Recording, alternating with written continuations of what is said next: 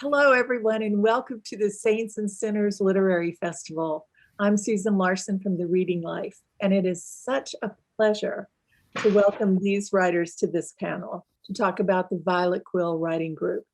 Andrew Holleran, you can wave, Felice Picano, and Edmund White have written books, so many books in so many genres, books that have meant so much to all of us. And all of them are beloved teachers, award-winning writers, and activists. And we are celebrating the endurance of their work that began 40 years ago, more than 40 years ago. So I'm curious to know, to begin, I always think that a writer needs an example, needs someone to show them what a writing life looks like, a model of some sort. Now, you all were together in the Violet Quill, inventing gay literature as you went along. But who were the writers who taught you it was possible to become a writer? Edmund, you want to start? When I was a kid, I would read Andre Gide's memoirs, and I read Thomas Mann's Death in Venice. I guess those were the things that showed me that you could be a gay writer. Right. What about you, Andrew?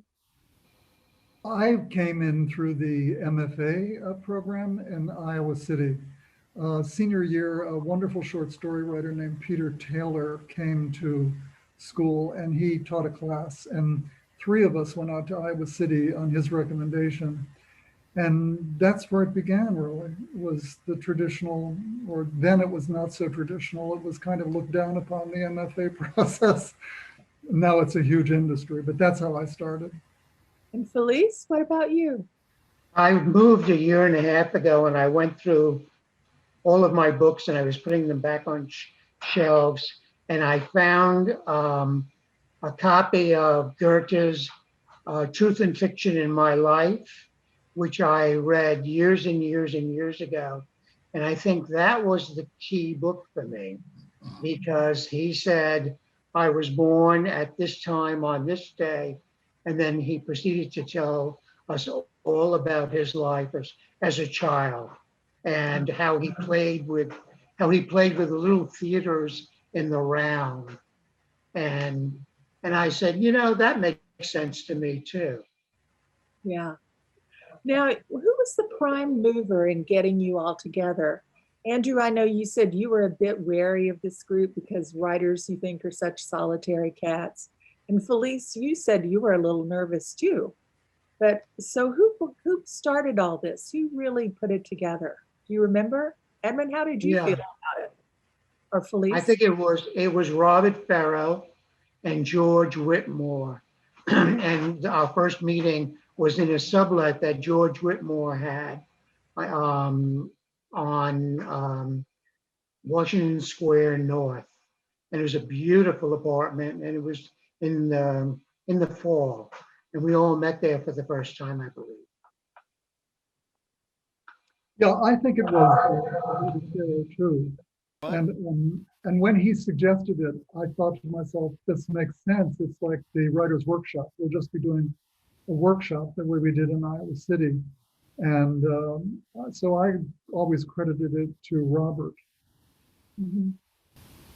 Yeah, I think Robert Ferro was certainly a big force behind it. I have to say, I fell a little bit in love with Robert reading your remembrance of him, Andrew, when you were talking about how he said, what is writing a novel? What is an analog for life but writing a novel? You know, Yeah, I was so charmed by that. And then he said something like, we were the guardians, the givers of the alarm, but of course, no one listened. oh, so true. You know, the older you get, the more you are surprised by the people you really, really miss. There comes moments when you wish you could laugh about something with the person that just happened, or you want to call them up and say something funny. And Robert has been one of those people for me. I miss him enormously. And I just reread The Blue Star because there's an Italian American scholar who's putting together some kind of work about Robert. And he asked me if I had any letters from Robert. And I went into my closet and in the footlocker, and sure enough, I did. So I sent him those letters, which was a thrill to be able to do it. And once again, the blue star. And so people do live on. They just don't know they're going to live on. Right, right. So talk a little bit about, Michael Grumley and Chris Cox and George Whitmore. I mean, do you think they're as well known as they should be, or? They're reprinting his last book, will be coming out next year. The life studies, no, not life studies, what was it called? The final book, the final novel by Michael Grumley. Michael Grumley, yeah. It's being republished next year. Mhm. So we'll get a chance to see it. Michael wrote columns for the New York Native, and I think, I don't know if those have been collected either, but they were about his life in New York on the Upper West Side with Robert. And what about George Whitmore? Tell us a little bit about him. Felice, I love the way you're all laughing. I had a relationship with George Whitmore. It was like, Who's Afraid of Virginia Woolf? And finally I said, I'm done with this. Was that before or after the Violet Quill? Or It during? was before. Uh, It was before and sort of during, lots of drama. He was very into drama. What does Edmund have to say? I had a very nice affair with him, so that. But he was totally beautiful, like an ivory statue, and he was a very good writer. And I think he became bitter. I don't know why. oh.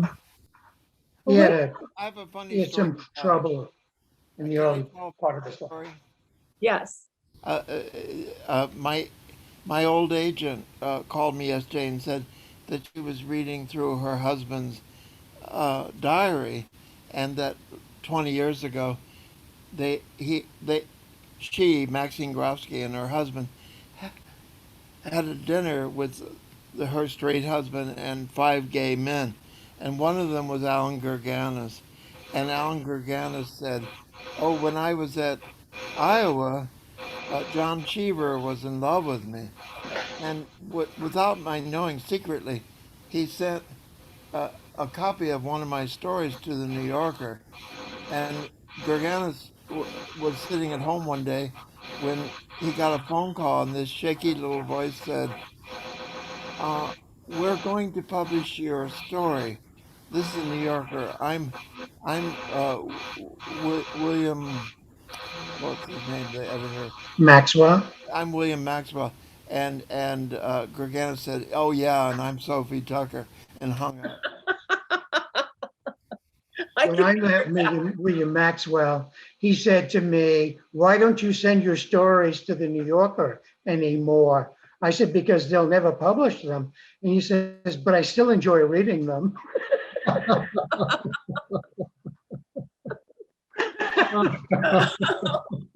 So what were those meetings like? They sound like you had wonderful dinners and readings, and just so talk a No, little just dessert, only dessert. bit. Only coffee and dessert. Oh, Right. so there were only 8 meetings? What were they? What do you remember about them? I remember a black forest cake that was this big. I remember the room, the apartment that George had, this beautiful, beautiful big yellow room on the north side of Washington Square.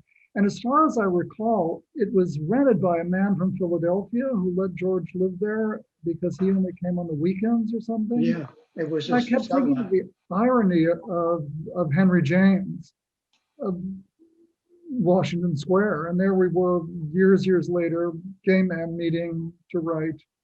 And that resonated with me, just the room, the location. And the desserts were always, very competitive and very important.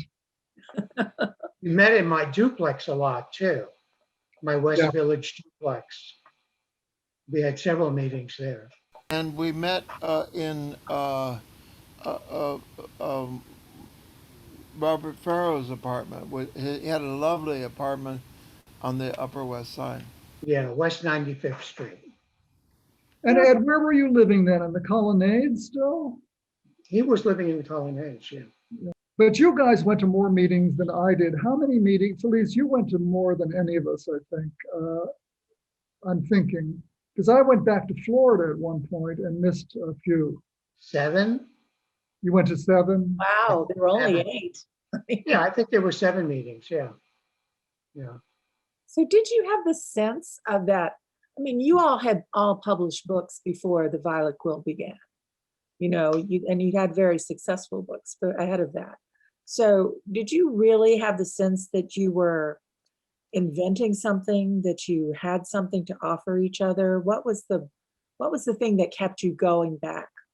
I think what it really was staking out turf, like without talking about it, but like Robert Ferro was going to write about the family and the gay son, and Eric was going to write about our own, and I was going to write about coming out and childhood, and I think that was sort of the negotiations that went on.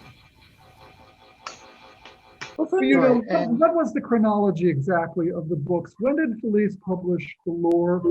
When did Ed publish A Boy's Own Story? It was after, I think, no, The Lure was 79, but that What- was my fifth. That was my 5th book. yeah. well, what year That did we wasn't my meet? first book. George and Robert published after, did most of their publishing after we met, I believe. Here's the other thing. George was a troublemaker at our meetings. He was. He would cause trouble at our meetings. I remember he read Getting Rid of Robert, which all but ended the Violet Quill. Everybody started fighting about that. He published a story called The Black Widow, which he read to us. And it was about a friend of mine and I who had lost 2 or 3 of his lovers, including one who had died in bed. He woke up the next morning and he was dead in bed. And everybody was calling him the Black Widow. And I said to George, and he had heard the stories, I said, you can't publish that. And he went ahead and published it anyway. Wow. Yeah. So he didn't have much in the way of limits. And you Sort do. of like the way Larry Kramer talked. No limits. Now, from the very beginning, you said something, Felice, in a diary entry that intrigued me. You said, the one thing that distinguished Violet Quill from Bloomsbury was the power those writers exercised. And yet all of you have gained power in your careers moving forward. You've been teachers, you've been reviewers, you've been publishers.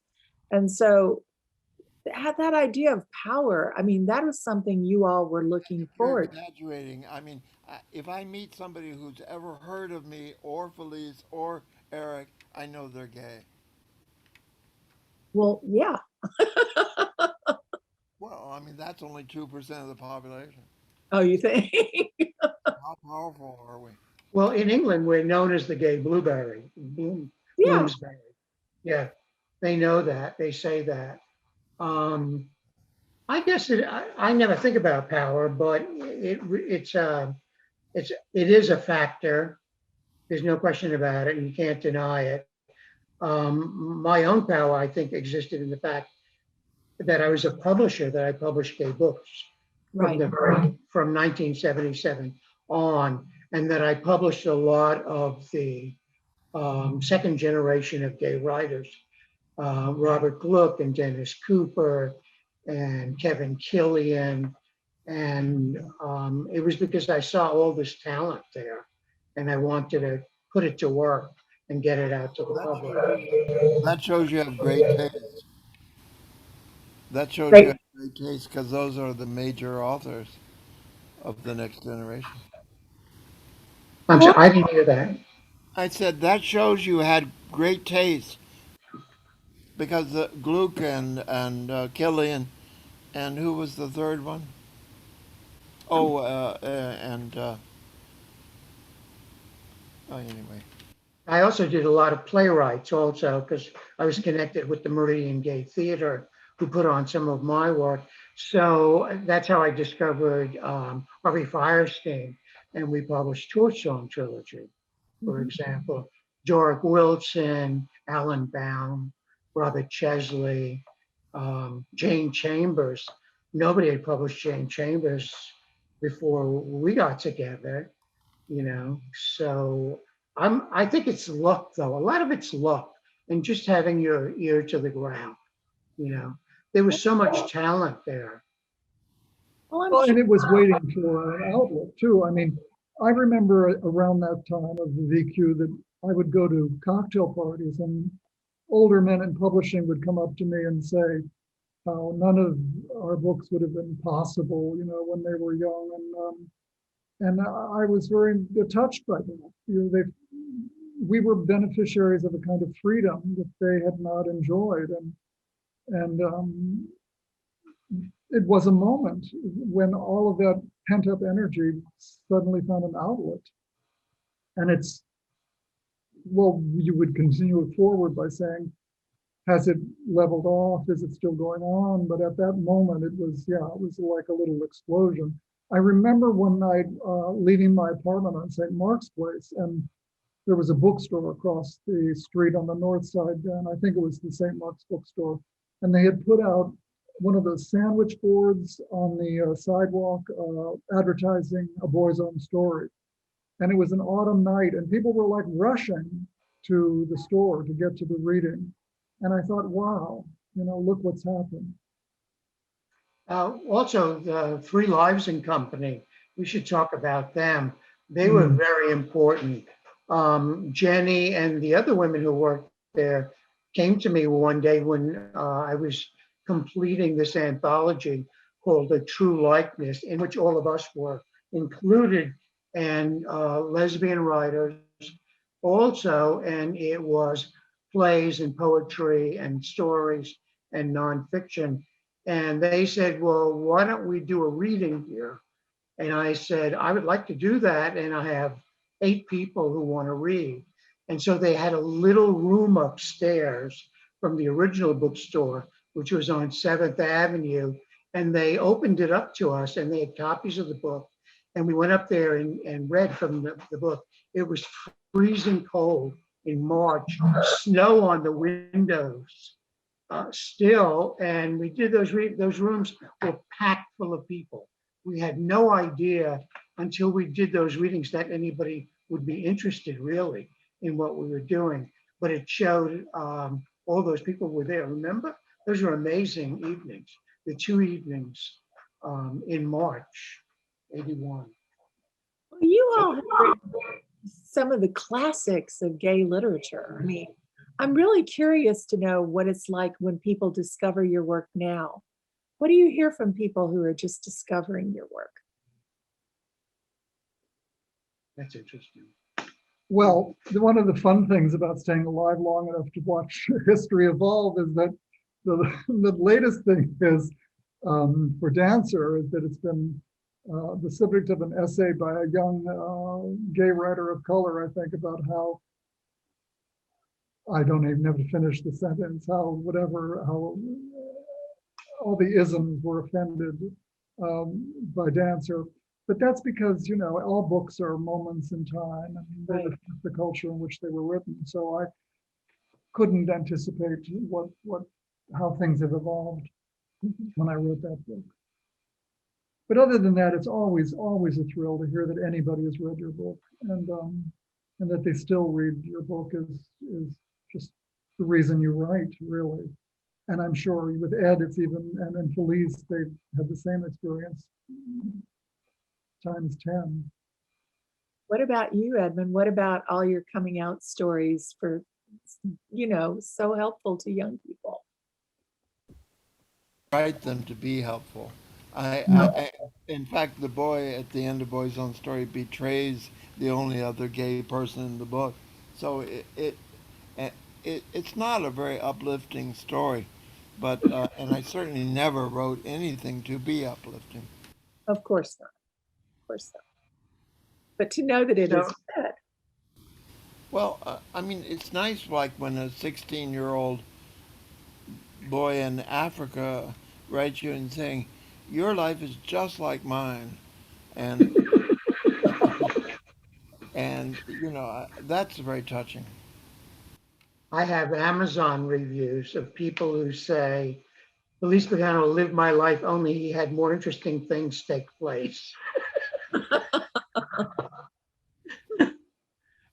And Well, now I'm patterning myself on him.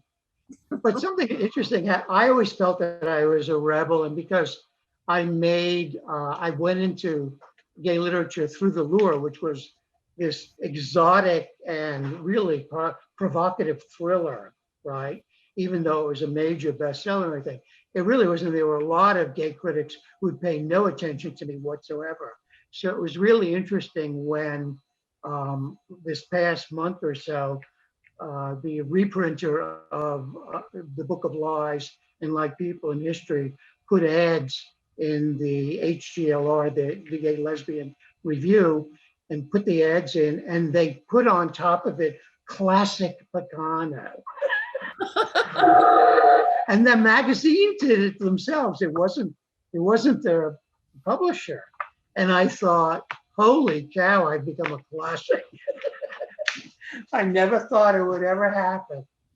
I was always the bad boy.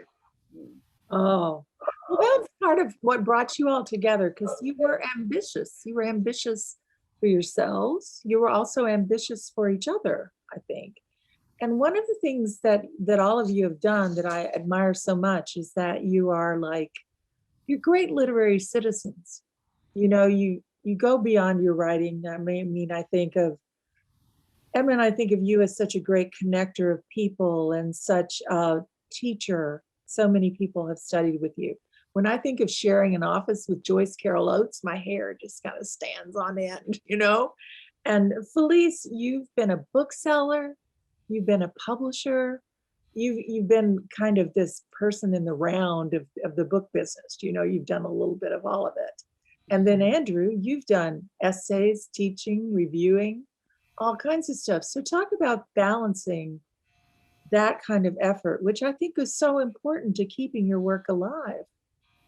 Recently, about a year ago, somebody told me that in an American Studies course in England at the university, I think in Birmingham, that I was an essay question, discussed the post-realism in the later novels of Felice Picano. And I said, that's the worst thing that could ever happen, is you become a question in an exam.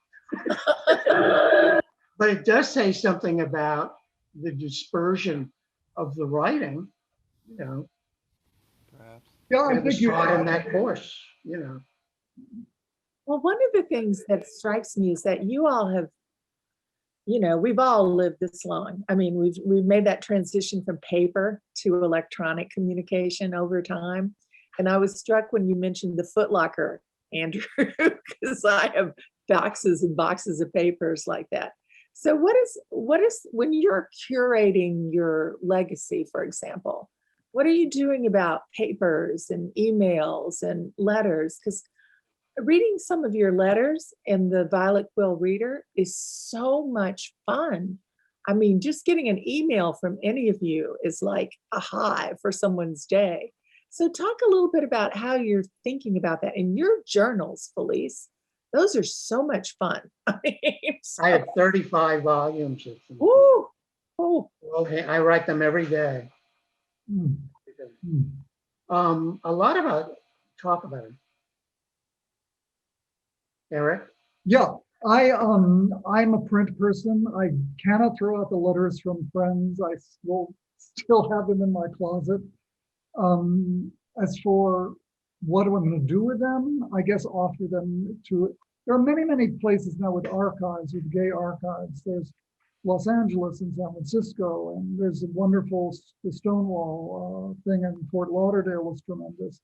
So I think there's always going to be a place for these letters and journals, I suppose. And we're lucky that there's any interest at all, because that's what's going to keep all of this alive. Or someone like the Italian who's trying to write a piece on Robert Ferro and ask me for the letters. That's exactly what I hope will happen. So what about those journals, Felice? So the Beinecke has the first 20 years of them. They have a lot of our papers. They have Edmund's papers, mine, Robert Ferro's. I don't know if they have any of Eric's. They collected us as a group at the Beinecke Library at Yale University. But all the rest I have here. And I'm not quite sure what to do with them. I'm holding on to them. The Gay Presses of New York and Seahorse Press had a considerable archive, and both of my partners died, and I donated them to the Fales collection at NYU, the Bops Library at New York University. Various places had requested them, the various archives, but I thought, it's Gay Presses of New York, they should be in New York. Yeah. So they went to the university at New York University, Fales Library. Wow. So what are you working on now? What are you up to these days? I know what Edmund is up to because I have this beautiful book. This is such a sexy cover. I love it so much. Fabulous cover, yeah. And I am from Texas, so I took it very much to heart. So talk about what you're up to. Okay. I have a book coming out in the fall, which is called A Previous Life, in which there is a minor character called Edmund White.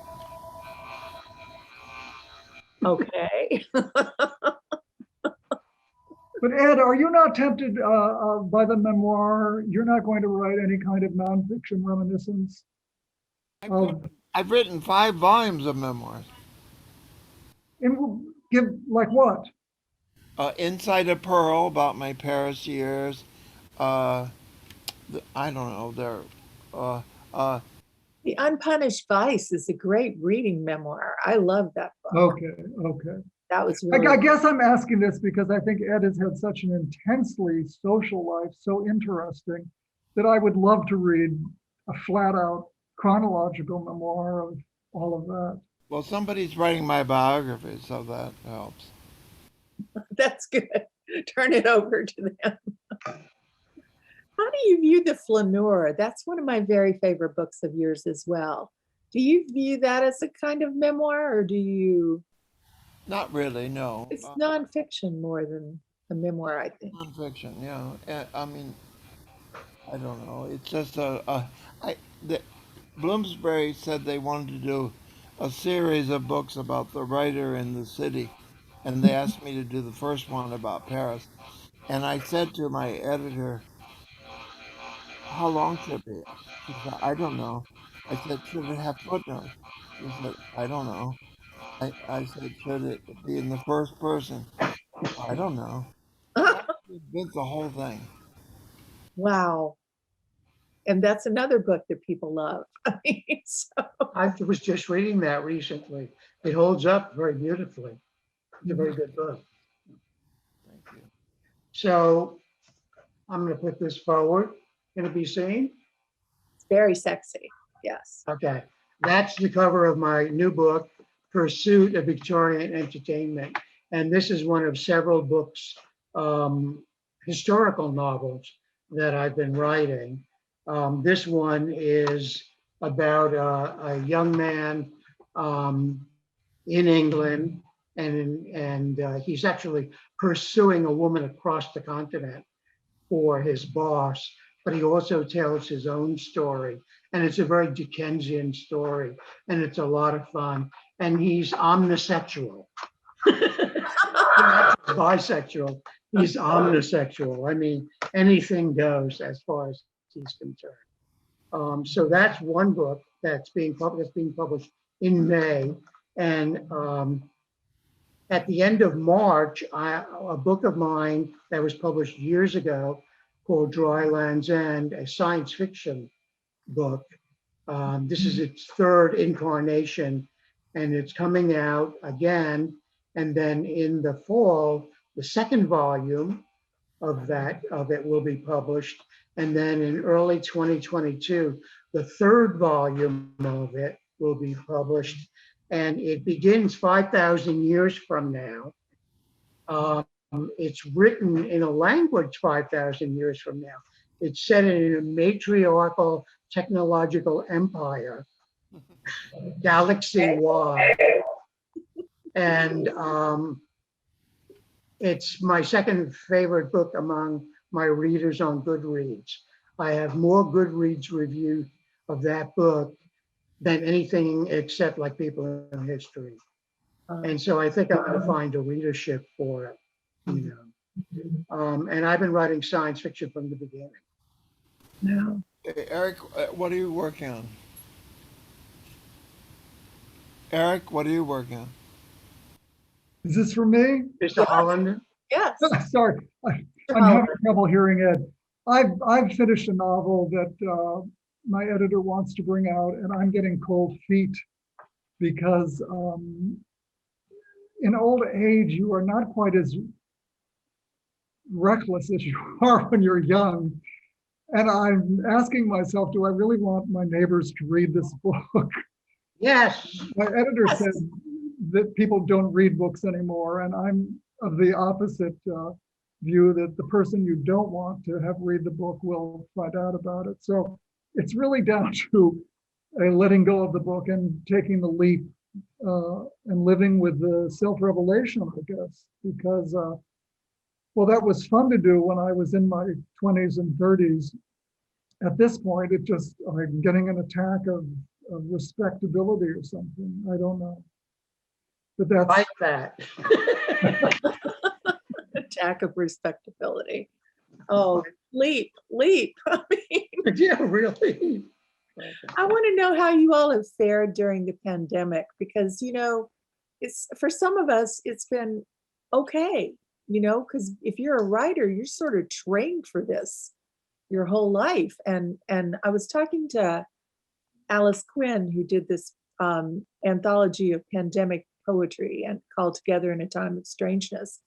And she talked about these moments that she calls hermit joy, that when you're alone and you're working, you still feel moved by your work and happy that you have this opportunity to do it.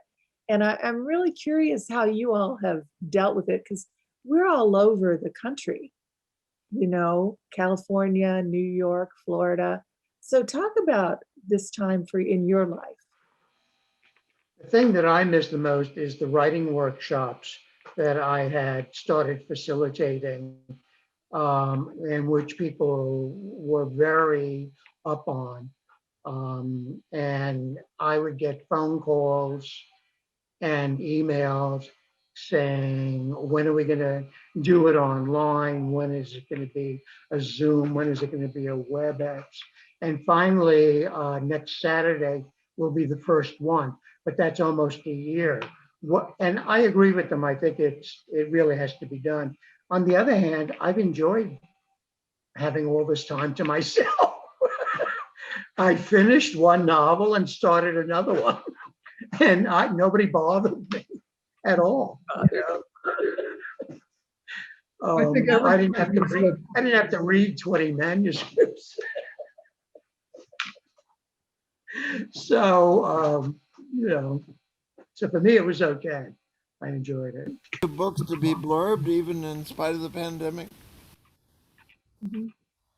Yeah. Yeah, I agree. It's an ideal writer's life. The freaky part, though, is after a while, not having human contact day after day after day is becoming a little surreal. I thought, you know, it wouldn't be so hard because one is used already to a solitary life as a writer, but I'm very happy when I get to talk to the postman. You know, that's a big event in the day. I'm thrilled. And you've been reading. So you know, I don't know how much longer it's going to go on, but it's beginning to crack. We'll talk about reading Gertrude Stein's autobiography of Alice B. Toklas. Me? Yes. Yeah. Oh, that's right. That was in the bookcase. That's the kind of thing that's made it a joy. As long as I've had good stuff to read, I've been uncomplaining. I actually panicked when I went out of stuff to read. I was so nervous about a month ago without anything to read that I went to my little library in town and I took out Don Quixote. And I thought I'll see what the first novel was like. So it's led me into some strange places, but so as long as I've got a good book to read at night, I can get through it. I'm reading a book that's coming out now, I'm not sure when, called The Secret City. It's a history of gay Washington and the scandals from FDR up to the Clintons. And it's just riveting. So that's kept me going, but it's 900 pages long. Whoa. And when that's done, I'll have to find something else. Yeah. Oh, can you hear me? Mhm. You wrote the very best book, Eric, about gay Washington called Grief, which is a masterpiece. Yeah, Oh, that's very nice. beautiful book. But this is about all the unbelievable cruelty, though, of the witch hunts and the Lavender Scare, the McCarthy era, the Sumner Wells and FDR. It's just endless, and it goes on and on and on. And every administration, it's quite brutal after a while. Anyway, that's the other side of Washington that you don't see when you're going to museums and riding around on your bicycle, which is so lovely. And political Washington is absolutely brutal, as we all know.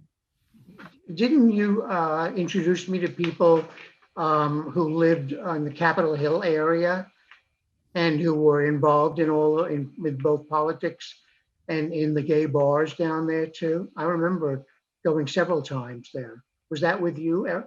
Well, you know who lives on Capitol Hill is Jimmy McCourt and Vincent Verga. It couldn't have been them. No, this was back 25 years ago. Uh, Somebody brought me there, yeah. okay. What about you, Edmund? What has this time been like for you?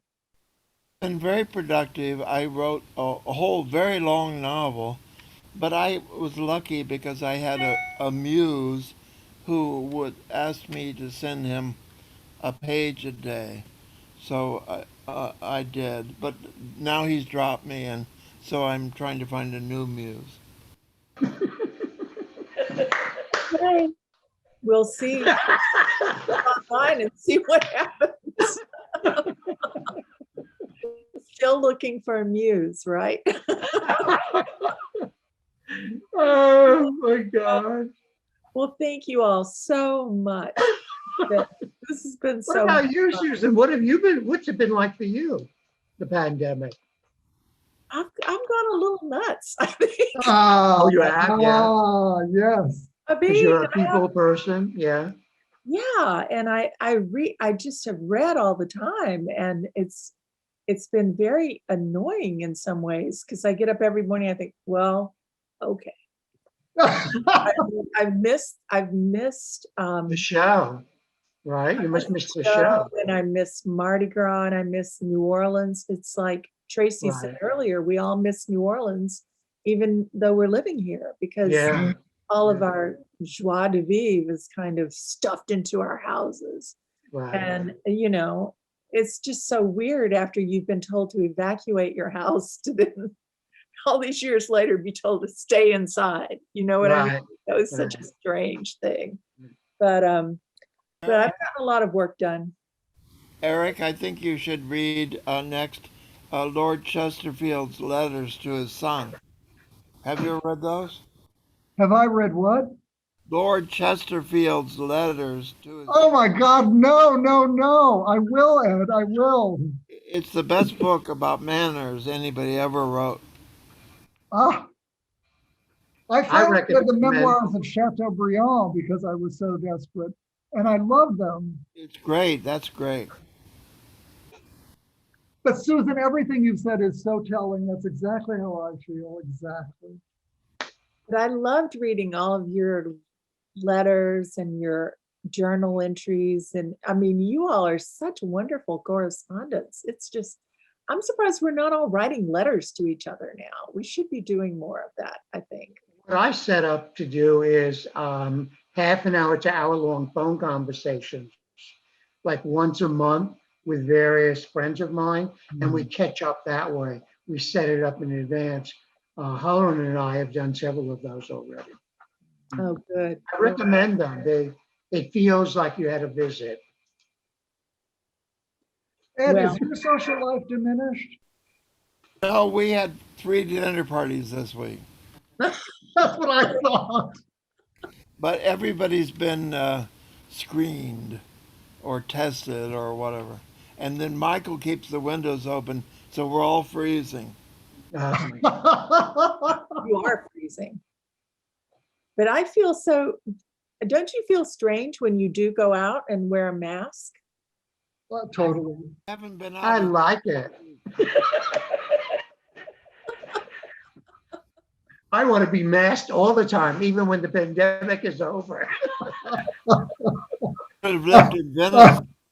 I don't want to give it up at all. Well, it's very funny because it's so funny to see people talk about complaining about masks. In New Orleans, we are the city of the mask, Really? That's what Really? we're known for. So I've seen some really lovely ones that I quite like. So, but anyway, well, this has been so much fun, you all. Thank you so much on my own behalf and on behalf of Saints and Sinners. And it's always an honor to be with you. I feel lucky I've gotten to see you so much. So thank you. And you have to expect long emails now. I hope so. I hope so. Thank you, Susan. I'm not a saint from Texas, Edmund. I'm a sinner from Texas. How's that? Okay, that's a better category. All right. Thank you all so much. Okay. Bye, Bye-bye. guys. Nice seeing you guys. Bye. Bye.